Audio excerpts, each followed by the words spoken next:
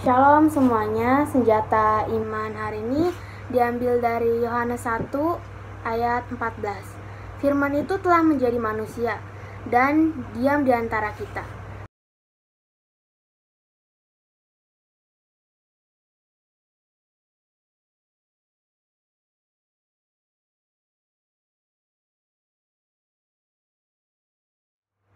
Kristus rela menempuh perjalanan penuh derita sampai mati demi memberi kehidupan untuk kita.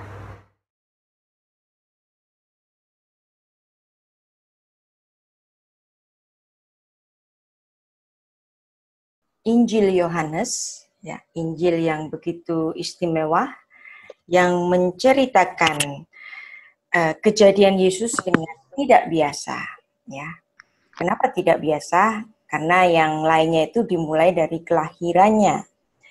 Tetapi di Injil Yohanes ini bicara mengenai awal mula Allah yang inkarnasi.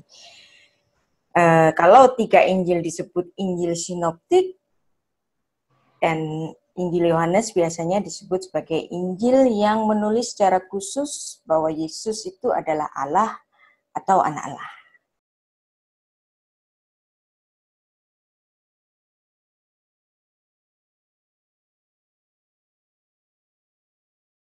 Yesus punya tujuan ketika dia datang ke dunia. Yesus katakan dalam Yohanes 6 ayat 38, "Sebab aku telah turun dari sorga, bukan untuk melakukan kehendakku, tetapi untuk melakukan kehendak Dia yang telah mengutus aku." Yesus datang ke dunia ini dengan membawa sebuah tujuan. Tujuan yang bukan berasal dari dirinya, tapi menjadi kehendak Bapa yang mengutus Yesus datang ke dunia. Yesus punya tujuan waktu dia hadir ke dunia ini. Bagaimana dengan kita? Apakah kita punya tujuan hidup? Orang yang hidup tanpa tujuan akan jadi hilang, akan jadi hampa.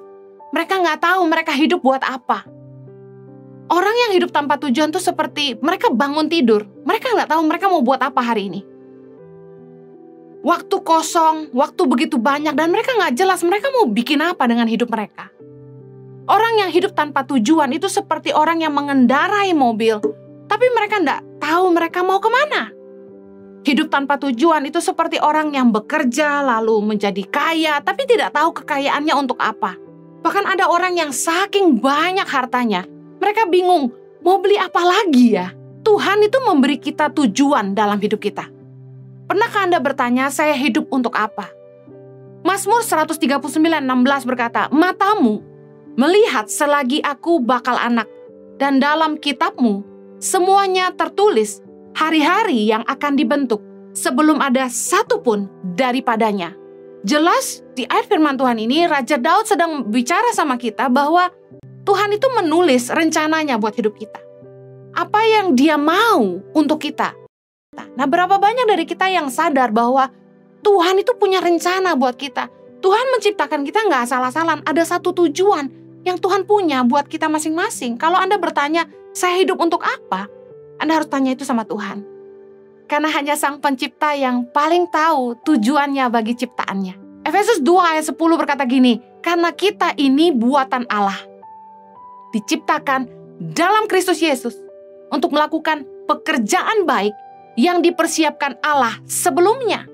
Ia mau supaya kita hidup di dalamnya." Sekali lagi Rasul Paulus menuliskan dalam Efesus 2 ayat 10 bahwa Tuhan itu sudah mempersiapkan sebuah rencana dalam hidup kita, yaitu untuk melakukan pekerjaan baik yang Tuhan mau kita hidup di dalamnya. Pertanyaannya hari ini, apakah Anda tahu tujuan Tuhan dalam hidupmu? Karena kalau kita tidak punya tujuan dalam hidup kita, kita akan terhilang. Kita nggak ngerti kita hidup buat apa. Kita akan buang waktu, buang tenaga, buang uang, tanpa mengerti jelas arti dan tujuan dari hidup kita. Tahukah Anda, tujuan sangat penting. Tujuan itu menolong kita untuk punya fokus. Tujuan membuat kita fokus. Purpose sets your focus. Orang yang nggak tahu tujuan hidupnya akan berkata ya kepada semua ajakan. Daripada nggak ngapa-ngapain, ikut aja lah.